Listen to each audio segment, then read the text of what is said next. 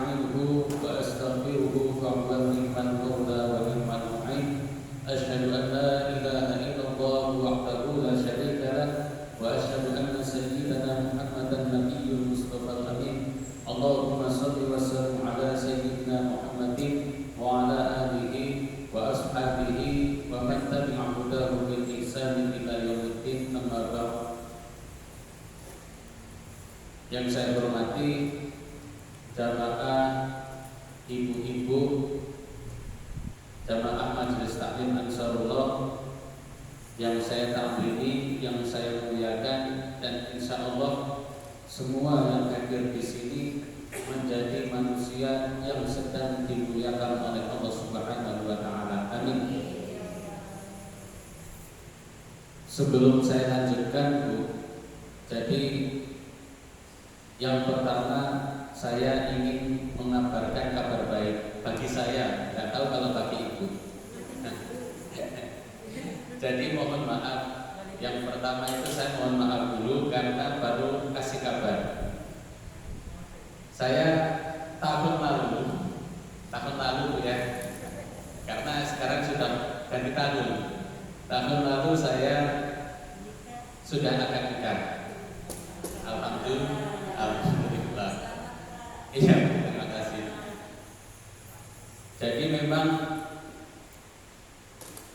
tidak ada rencana jauh-jauh hari saya akan nikah pada bulan itu. Serba mepet, serba mendadak karena memang saya dikabarin harus pulang tanggal sekian, dan saya pun tidak, bahasanya tidak ngurusin, maksudnya tidak repot. Intinya pulang saja, intinya pulang sampai sana akan nikah. Makanya tidak terencana dari awal. Kok saya tiba-tiba nikah ya? Nah itu malah perasaan saya, kok saya tiba-tiba nikah. Nah, makanya tidak sempat untuk kasih kabar ini ke ibu-ibu, tidak kasih kabar ke majelis taklim yang lain, tidak sempat. Tetapi alhamdulillah mungkin ibu-ibu sudah dengar juga kabarnya. Nah, bukan maksud saya untuk tidak mau kasih kabar ke ibu-ibu, tidak, tapi karena memang tidak sempat. Karena tidak sempat, saya juga pulangnya mepet, jadi nggak sempat. Intinya kabar ini saya sampaikan, mudah-mudahan dengan kabar ini ibu-ibu bisa mendoakan saya doa yang baik. Itu saja. Jadi yang saya harapkan yang paling penting adalah doa.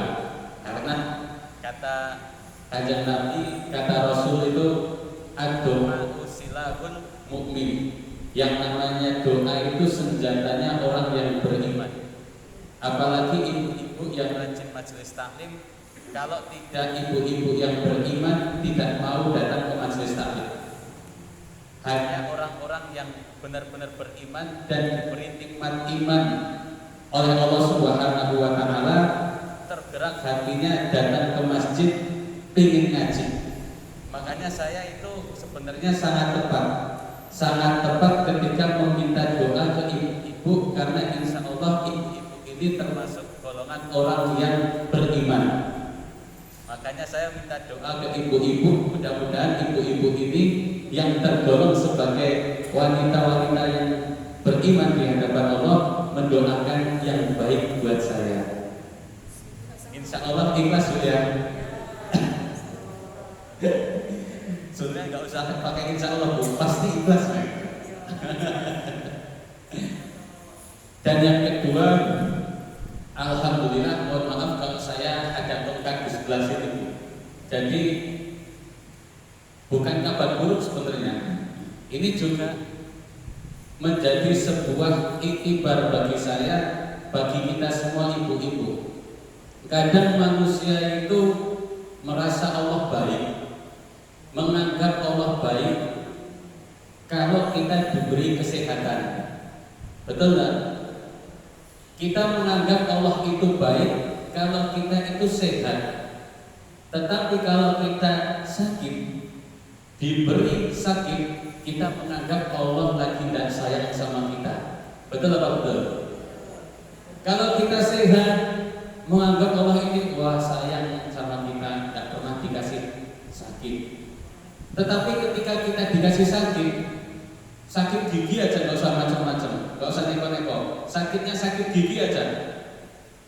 Di sini ke dokter nggak tuh? Di sini perasaan ini gigi nggak sembuh-sembuh. Cak mano lah, berobatlah minum ini lah, berobat ke dokter ini, tapi nggak sembuh-sembuh gigi. Itu lagi merasa Allah tidak sayang sama kita. Betul. Kalau kita dikasih enak, menganggap Allah itu lagi cinta, lagi senang sama kita. Tetapi kalau kita dikasih gak enak walaupun sedikit, menganggap Allah ini gak suka sama kita, gak sayang sama kita. Kita menganggap Allah itu sayang sama kita kalau misalkan ibu-ibu rezekinya lancar, yang kerjaannya sebagai pedagang, dagangannya laris. Kalau ibu-ibu yang pegawai, yang kerja gajinya besar, atau penghasilan suami itu gajinya besar. Kalau seperti itu pasti menganggap Allah itu baik sama kita. Tetapi kalau misalkan yang kerjaannya sebagai pedagang, kemudian lagi musim paceklik seperti ini, lagi musim corona seperti ini, dagangannya tidak laku-laku, tiap hari tidak laku. Kalau hitung-hitungan manusianya itu rugi, itu menganggap Allah ini lagi gak suka sama kita, menganggap Allah ini tidak baik sama kita. Kalau dagangan kita laris, kita menganggap Allah baik. Tetapi kalau dagangan kita tidak laris, menganggap Allah tidak baik. Mudah tandanya, kalau dagangan kita laris atau kita lagi senang, kita mudah mengucapkan Alhamdulillah dapat duit 100.000, Alhamdulillah dapat duit 1 juta. Tapi tidak pernah ibu-ibu ketika kehilangan 100.000 bilang Alhamdulillah. Pernah tidak? Alhamdulillah saya hilang duitnya 100.000. Alhamdulillah Bu, kenapa Bu? Alhamdulillah duit saya hilang. Berapa? 1 juta. Gak pernah ibu-ibu seperti itu. Atau gelang emasnya misalkan, gelang emasnya jatuh. Bu, sini Bu, saya mau bersyukur, mau cerita. Alhamdulillah tadi pagi itu gelang saya hilang. Gak pernah pasti. Tapi kalau dapat hadiah gelang emas, pasti mudah. Alhamdulillah tadi dapat kado dari suami, apa 10 gram emasnya. Alhamdulillah. Dapat hadiah apa? Handphone. Wah, itu mudah mengucapkan Alhamdulillah. Tapi kalau yang kita anggap tidak baik, susah lisan kita mengucapkan Alhamdulillah. Itulah manusia, padahal yang namanya Alhamdulillah itu kata para ulama atau di dalam hadis disebutkan Alhamdulillah itu tidak hanya diucapkan ketika kita menganggap senang saja Bu, tetapi ketika kita menganggap sesuatu itu tidak baik menurut kita, belum tentu tidak baik bagi kita. Boleh jadi malah itu yang terbaik di hadapan Allah untuk kita. Makanya Alhamdulillah ala kulli hal. Alhamdulillah ala kulli hal. Kalau kita benar-benar bisa mengamalkan kalimat ini, itu luar biasa Bu. Alhamdulillah segala puji bagi Allah ala kulli hal. Dalam segala keadaan, mau kita dapat hadiah, mau kita kehilangan duit, mau kita dagangannya laris, mau kita dagangannya sepi, mau gaji suami kita kecil, mau gaji suami kita besar, tetap yang diucapkan Alhamdulillah. Karena rumusnya Alhamdulillah ala kulli hal. Tetapi rumus ini, kalimat ini, itu susah diamalkan Bu. Bahkan yang ngomong saja, yang ngomong itu susah untuk mengamalkan. Contoh sedikitlah. Ketika saya dibikin pincang atau ditakdirkan oleh Allah sekarang lagi pincang pakai tongkat seperti ini, susah untuk mengucapkan Alhamdulillah saya pincang, Alhamdulillah saya pakai tongkat jalannya, susah. Mesti ketika diucapkan pertama kali astagfirullah, nggak sembuh-sembuh, padahal pengen jogging, pengen main futsal. Susah, ternyata nggak mudah. Kalau ilmunya, teorinya mudah, disampaikan seperti ini mudah, Bu.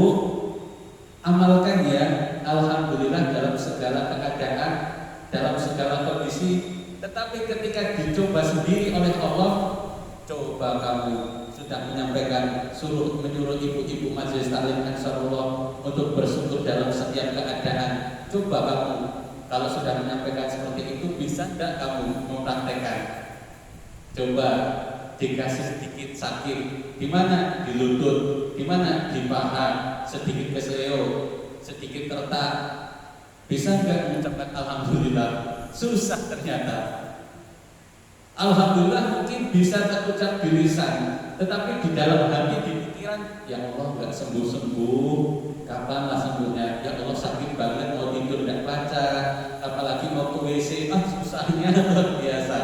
Nggak pernah ketika sakit, bangun dari duduk mau berdiri, terus terasa nyer seperti itu. Alhamdulillah sakit banget.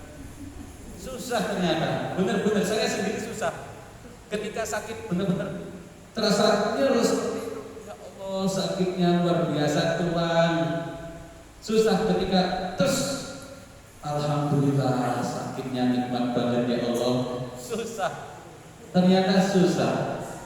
Makanya kalau orang sudah bisa mengamalkan kalimat ini, itu pasti hidupnya penuh rasa syukur, dijamin bahagia. Karena kata para ulama itu, orang yang diberikan kebahagiaan dunia maupun akhirat itu akan diberikan 4 hal ini. Ini serius. Jadi 4 hal ini jika seorang mukmin itu didapatkan, maka dia akan mendapatkan kebahagiaan dunia maupun akhirat. Yang pertama, itu diberikan oleh Allah Subhanahu wa taala qalban sakiran. Yang kedua, lisanan dzakiran. Yang ketiga, badanan 'alal bala'i sabiran. Yang keempat, zaujatan sholihah. Yang pertama kata ulama, kalau kita diberikan yang pertama ini yang namanya qalban sakiran, hati yang lapang, hati yang tidak punya rasa iri, hati yang tidak punya rasa dengki, hati yang tidak pernah punya rasa tomak, ingin diberi, ingin disayang, ingin didekati, ingin dibaiki oleh orang lain. Hatinya tulus, tidak punya rasa dengki, hatinya tulus, tidak pernah iri sama teman-teman. Itu nikmatnya luar biasa. Tetapi kalau sekali lagi perkara hati, ya susahnya luar biasa. Karena ada yang namanya penyakit tuh. Penyakit itu namanya ain. Penyakit ain berasal dari kata ain itu mata, melihat. Penyakit itu berasal dari penglihatan mata. Kita melihat teman punya sesuatu yang baru masuk ke mata kita, pandangan kita, kemudian otak kita tidak terima, hati kita juga tidak terima. Melihat nikmat orang lain, kita merasa iri, kita merasa kok dia dapat ya, saya tidak. Padahal saya yang rajin majelis taklim, dia tidak pernah ikut majelis taklim, kok dia dapat rezeki ya? Karena apa? Karena melihat. Karena kita melihat nikmat orang lain, apa yang didapat oleh teman kita, apa yang didapat oleh tetangga kita, kita lihat. Jadi penyakit hati. Karena apa? Kita belum dikaruniai oleh Allah Subhanahu wa taala qalban sakiran. Hati yang luas, hati yang lapang. Kita ini kalau diberikan oleh Allah Subhanahu wa taala hati yang luas, hati yang lapang, punya rumah kecil bagi orang lain, sempit bagi orang lain. Tapi kalau hati kita luas, rumah itu nyaman tuh. Rumah itu sejuk, rumah itu adem, tentrem. Walaupun menurut orang lain rumah itu kecil, tetapi kalau kita tidak diberikan oleh Allah Subhanahu wa taala hati yang luas, hati yang lapang, semewah apapun rumah kita, seluas apapun rumah kita, semegah apapun rumah kita, rasanya gerah, panas, ada masalah terus, ada cobaan terus, rasanya tidak betah kalau di rumah, pengennya keluar terus, pengennya hidup di luar, tidak betah kalau kita tidur di rumah, pengennya di luar. Padahal rumah itu mewah, padahal rumah itu megah, luas. Ibarat guling-guling satu hari dari ujung ke ujung tidak nyampe. Mungkin kalau mau ke dapur sama ke kamar mandi harus pakai Grab. Walaupun luasnya seperti itu, walaupun kalau mau ke kamar mandi dari kamar mandi harus pakai sepeda motor, luasnya seperti itu. Tapi kalau Allah tidak memberikan karunia hati yang luas, ya sempit rumahnya, tidak tenang hatinya, melihat ini kurang puas, pingin ditambah, melihat kamar mandi sudah mewah, pingin dilebih mewahkan lagi, ruang tamu yang sudah gemerlap, pingin dirombak lagi, gak tenang hatinya, pingin ruang depan, teras depan padahal sudah luas, pengen lagi dikeramik, dibongkar, segala macam dibongkar karena tidak ada rasa syukur, hatinya nggak tenang. Padahal kalau dipandang orang lain kurang mewah apalagi, kurang megah apalagi, kurang luas apalagi, tapi ada saja yang membuat hati ini tidak puas, bongkar lagi. Sudah seperti ini kurang puas, merasa sempit, bongkar lagi, kurang mewah, bongkar lagi. Kecuali memang kebutuhan, ya. Bukan berarti orang yang bongkar rumah pasti hatinya jelek, bukan. Nanti tentang seperti ini saya menyampaikan, wah itu lagi bongkar rumah, mesti hatinya jelek. Oh bukan, bukan terus setiap orang yang pegang rumah itu pasti punya hati jelek, ya bukan. Maksudnya ada rasa tidak puas. Ini sudah cukup seperti ini, tetapi enggak, belum cukup.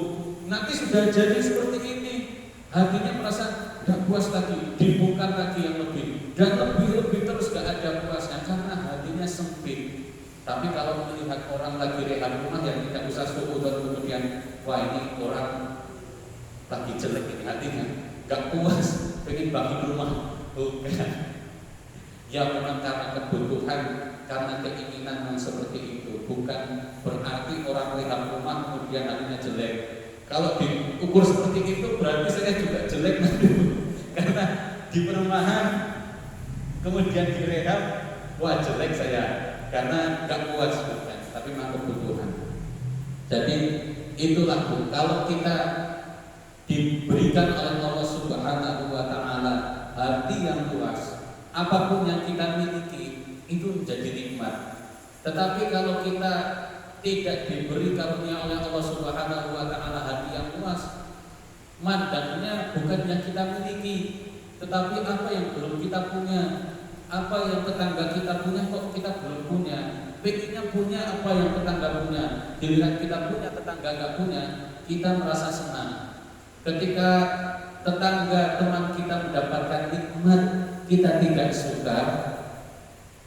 Kebalikannya, ketika kita mendapat nikmat, kita pamer di hadapan teman kita. Bahkan ketika yang lebih parah lagi, ketika teman kita mendapatkan musibah, kita malah senang, kita malah bersyukur. Itu naudzubillahi min dzalik. Ketika teman kita ada berita, wah ibu itu habis kehilangan motor, dalam hati kita alhamdulillah hilang juga itu motor. Wah itu ibu itu habis ini kecelakaan, alhamdulillah, makanya tidak usah sok gaya. Jadi itulah penyakit hati. Memang salah satu yang paling bahaya itu adalah penyakit aib. Mata kita kemudian turun ke hati. Enggak cuma cinta ternyata dari mata turun ke hati. Biasanya ini lagu dari mata turun ke hati ini cinta, tetapi ternyata penyakit ain yang melihat kemudian jadi penyakit hati pun ada. Yang penyakit ain melihat nikmat orang lain tidak terima, melihat apa yang dipunya kita iri, tetangga punya beli kulkas baru kita masuk angin, tetangga beli motor baru kita masuk rumah sakit, tetangga berangkat haji habis kita. Karena melihat nikmat orang lain tidak pernah mensyukuri apa yang kita punya. Itulah bahayanya kita.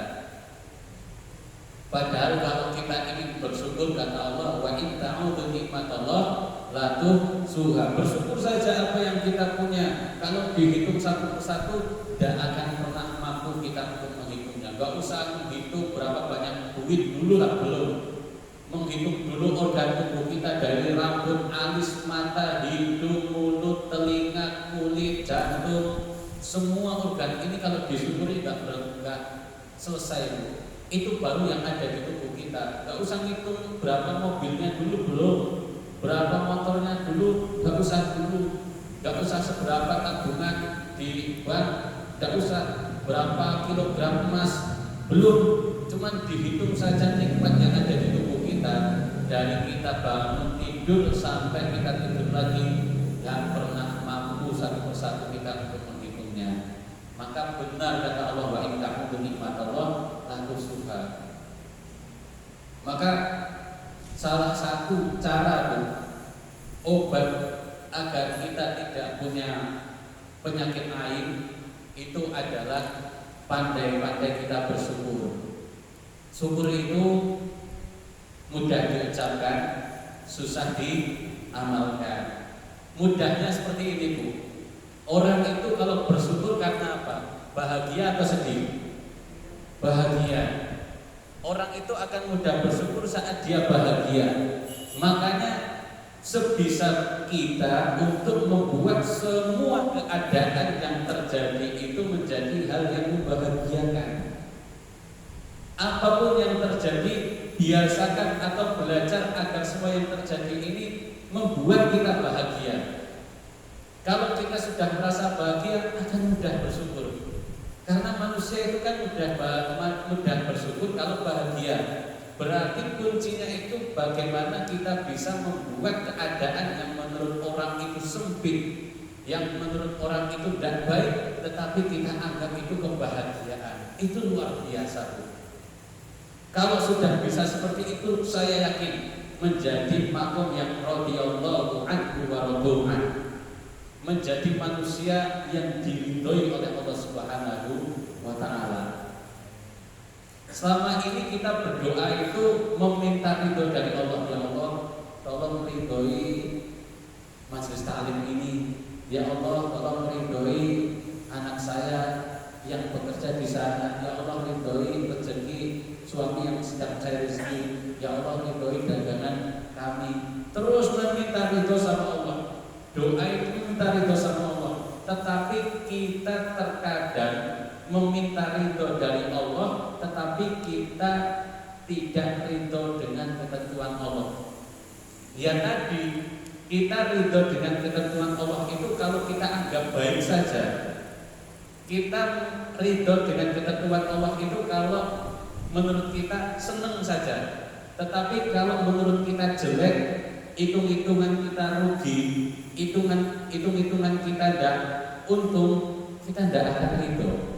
Padahal kuncinya itu kita ridho dulu. Ridho dengan semua ketetapan Allah, baik yang membuat kita senang atau membuat kita sedih di dunia ini, kita ridho dulu. Maka Allah pasti akan meridhoi kita.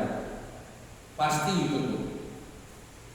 Karena Allah itu akan ridho terhadap hambanya yang ridho atas semua yang terjadi. Itu luar biasa. Yang pertama itu kalau kita diberi oleh Allah Subhanahu wa taala qalban sakiron, hati yang lapas, hati yang lapang, hati yang luas.